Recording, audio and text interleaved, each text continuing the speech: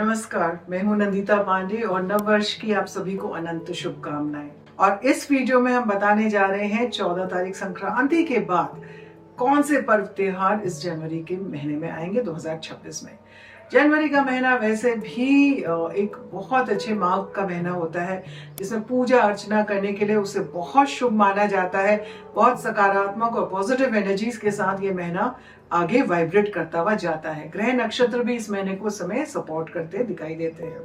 अब इसमें क्या है कि जैसे ही हम जीवन में आगे बढ़ रहे हैं, जनवरी में उत्तरार्ध में उसके आ रहे हैं, तो वहां पे समय अनुकूल हो रहा है। अब इसके बारे में चर्चा करें, लेकिन उससे पहले जैसा कि मैं हमेशा बोलती हूँ, please like, subscribe, comment and share the video, क्योंकि आपके इस छोटी सी मदद से हमें बहुत प्रोत्साहन मिलता है। हमें एक अच्छी सकारात्मक एनर्जी आपके द्वारा भी मिलती है, जो हमें जीवन में आगे बढ़ने के लिए, वीडियोस अच्छे बनाने के लिए प्रेरित करती है, ताकि हम इस तरह के वीडियोस बना पाए। अगर आपको कुछ और तरह के वीडियोस चाहिए जो आप चाहते हैं कि हम उस पर भी गाइडेंस है, जरूर कमेंट बॉक्स में कमेंट करिए, ताकि हमें पता रहे कि आप किस तरह के वीडियोस हमसे देखना चाहते हैं, जो एस्ट्रोलॉजिकल गाइडेंस आपको और अच्छी दे सके। धर्म हो, अध्यात्म हो, किसी भी बारे में हम चर्चा करने के लिए बिल्कुल तैयार हैं और आपको उसके बारे में गाइडेंस अवश्य देंगे। जनवरी के महीने के उत्तरार्ध में कि कौन से पर्व त्योहार रहेंगे।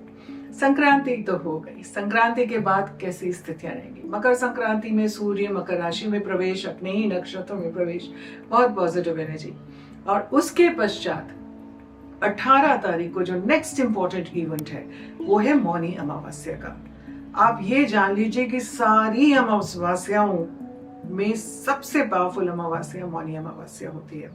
जब कुंभ के मेले भी लगते हैं ना, तो इसी मौनी अमावस्या में लोग त्रिवेणी संगम में जाकर के स्नान करने की कोशिश करते हैं, क्योंकि ऐसा माना जाता है कि मौनी अमावस्या के दिन माता गंगा पूर्ण पवित्र अवस्था में होकर के सभी लोगों के कष्टों को, सभी के सिंस को, जो भी पाप है उनको हरती हैं, उनको समाप्त करती हैं, और उनका जो जल होता है ना वो अमृत बन जाता है। तो इसलिए मौनी अमावस्या जो कि 18 जनवरी को पड़ेगी, उस दिन यहाँ पे जितने चाहे दशाश्वमेध घाट हो, बनारस में, काशी में, या फिर श्री प्रयागराज में त्रिवेणी संगम हो, आप देखेंगे ऋषि मुनि सन्यासी जो कल्पवासी हैं सब त्रिवेणी में संगम में स्नान करते हैं, सूर्य देव को अर्घ देते हैं, पितरों के लिए तर्पण करते हैं, मौन व्रत का धारण करते हैं, तिल का दान करते हैं। जीवन में जो भी कष्ट हुए हैं उन कष्टों के बारे में सोच करके जितना दान पुण्य हो सकता है वो करते हैं, क्योंकि माना जाता है कि इस दिन किया हुआ दान पुण्य आपको जीवन में 10,000 यज्ञ के बराबर या उससे भी ज्यादा यज्ञों का फल देता है। तो इसको आप अवश्य करें, और ये गौ दान के बराबर का भी फल रहता है इसमें, तो उसको घबराएं मत। ये बहुत पॉजिटिव सकारात्मक ऊर्जा के साथ आप आगे जीवन में बढ़ते जाते हैं।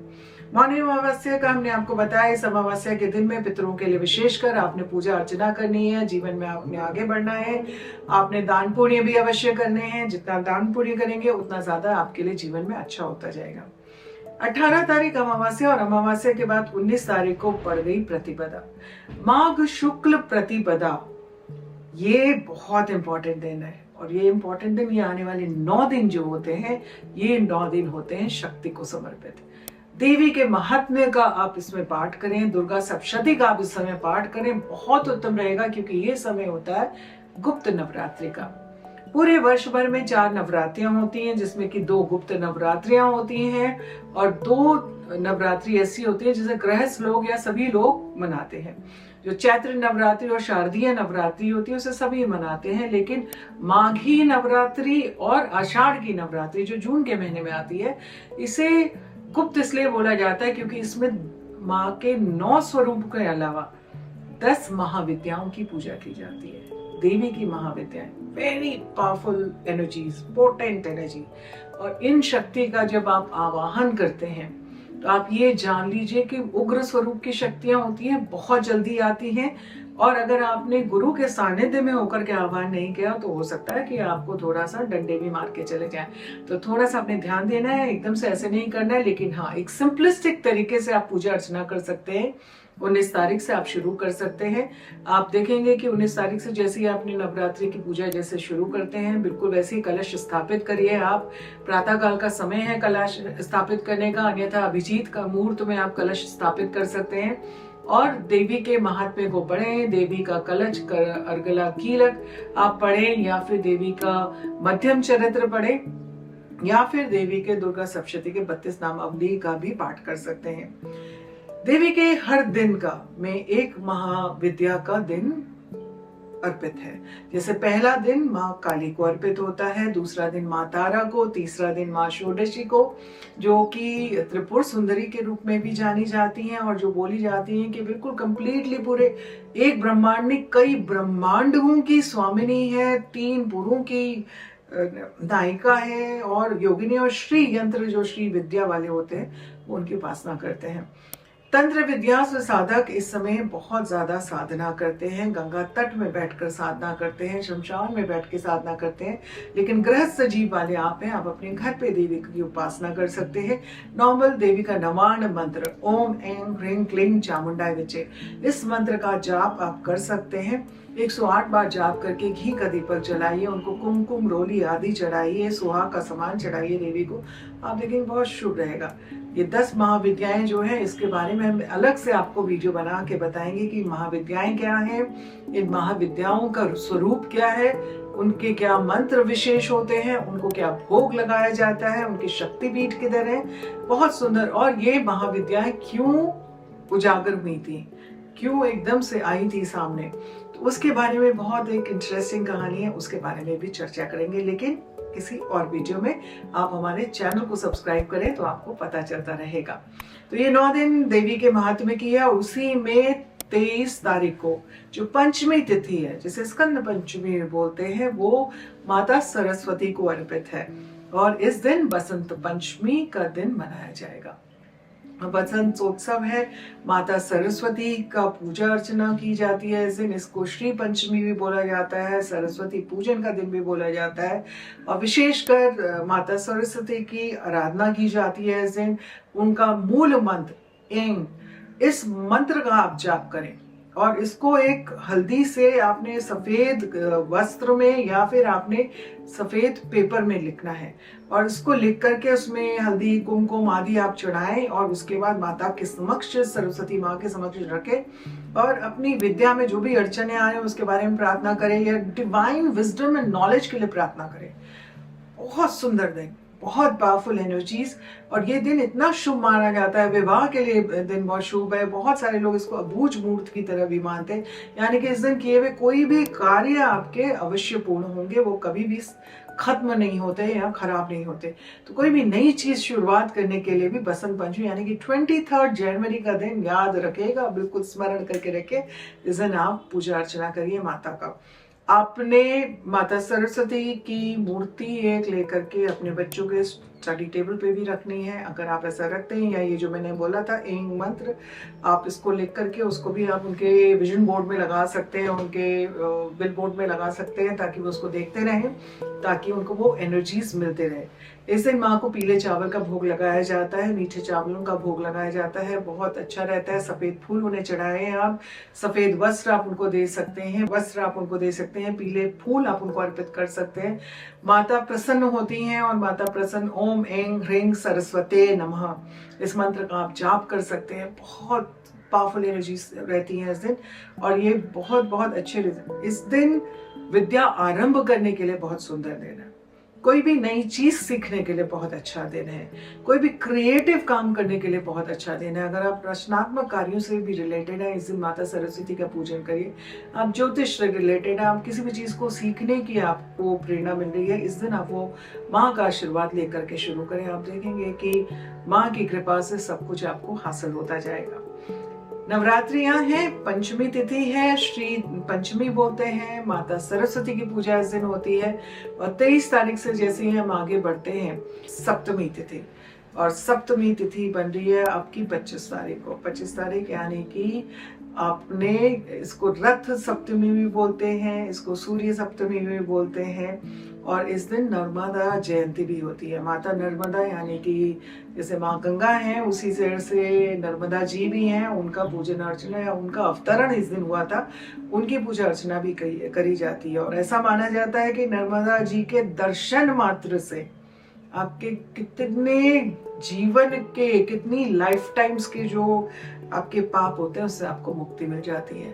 नर्मदा जी में नर्मदेश्वर मिलते हैं शिवलिंग, उस नर्मदेश्वर की पूजा करने से शिवलिंग में कोई दोष नहीं लगता। आप उसको अकेले भी रख सकते हैं, शिव परिवार रखने की आवश्यकता नहीं है, उससे भी आपको शुभ फल मिलता जाता है।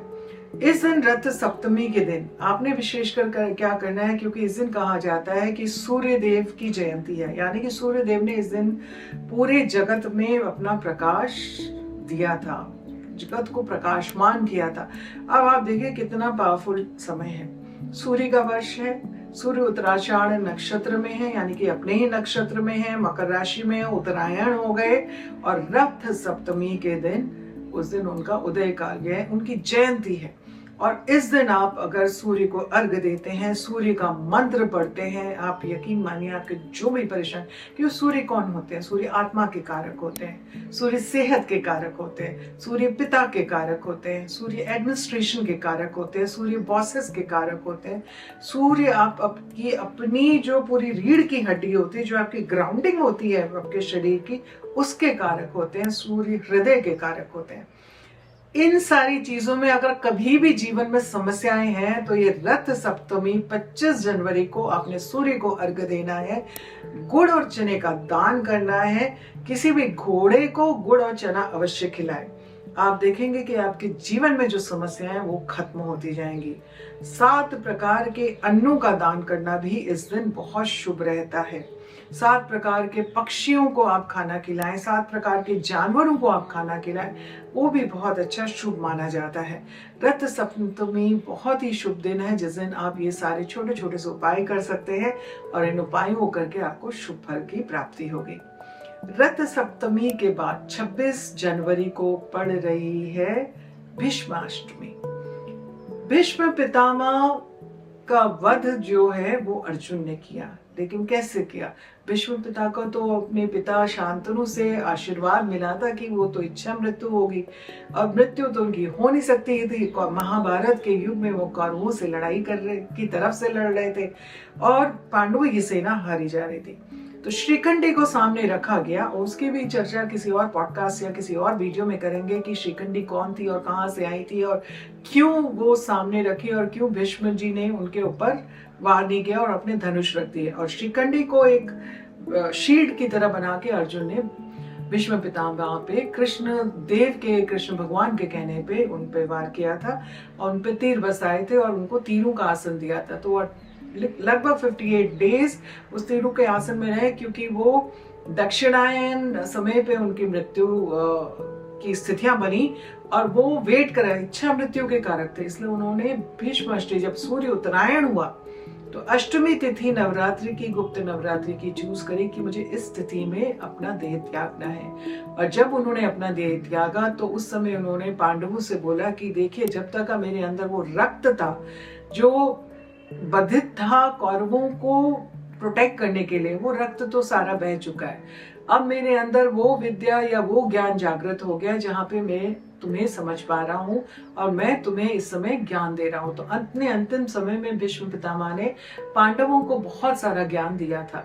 गंगा पुत्र रहे हैं भीष्म पितामह, और इस दिन उनकी मृत्यु हुई। तो इस दिन के दिन पितृ तर्पण करना बहुत माना जाता है, और साथ ही साथ भगवान कृष्ण के आशीर्वाद से किसी भी प्रकार के हम अपने एंसेस्टर्स के लिए जो तर्पण करते हैं वो तब तक आप पूर्ण नहीं माने जाते जब तक आप भीष्म पितामह के लिए उनका स्मरण कर उनको तर्पण ना करें, क्योंकि उनकी तो कोई औलादे नहीं थी, वो तो पूर्ण ब्रह्मचार्य का उन्होंने व्रत लिया हुआ था, संकल्प लिया हुआ था।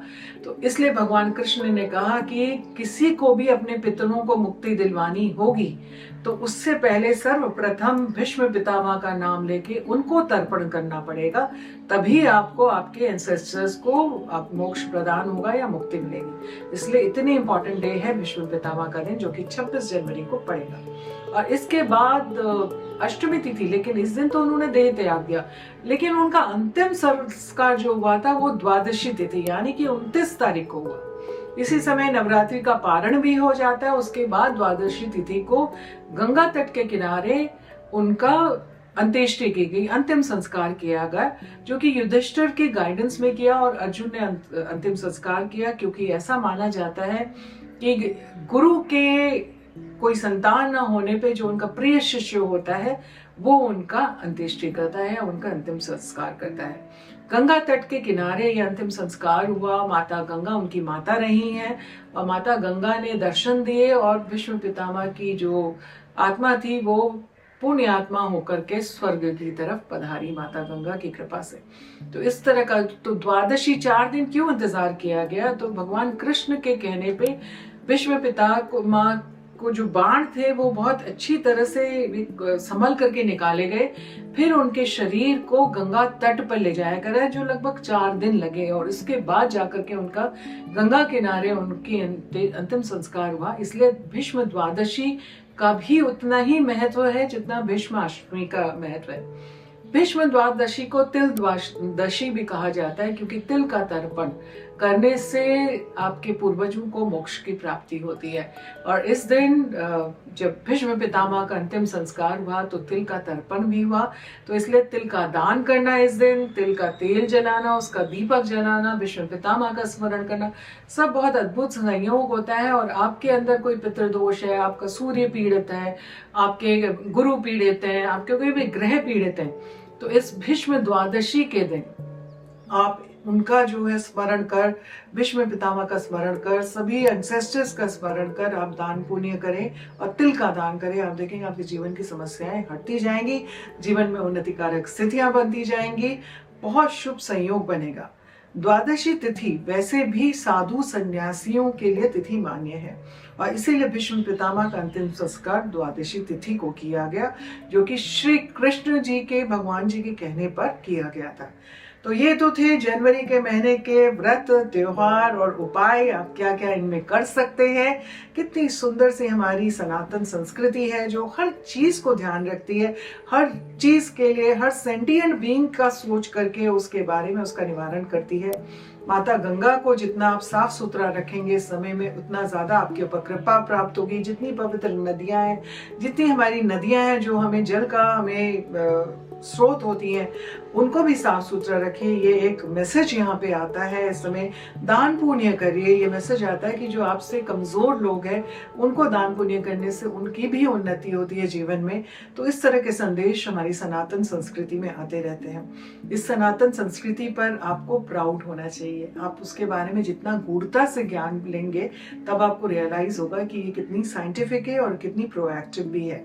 तो इसलिए अभी इसी पूरे वीडियो के द्वारा जो हम बता रहे थे, आने वाले भी व्रत त्योहार के बारे में आपको बताते रहेंगे। लेकिन कमेंट बॉक्स में कमेंट अवश्य करिए कि आपको भी भीष्माष्टमी या भीष्म द्वादशी के बारे में कुछ और भी पता है तो अवश्य बताइए, या महाभारत के बारे में कोई उल्लेख ऐसा पता है जो भीष्म पितामह से संबंधित है, उसका जरूर उल्लेख करिए, क्योंकि आपके उस उल्लेख करने से भी आपको पुण्य प्राप्त होगा और जो उसको पढ़ेंगे उनको भी वो पुण्य इस महीने जनवरी में मिलने वाला है, या कभी भी पढ़े तब भी मिलने वाला है। तो ये सारी चीजें करें। Please like, subscribe, share and comment our videos, because उससे आप लोगों को बहुत प्रोत्साहन मिलता है।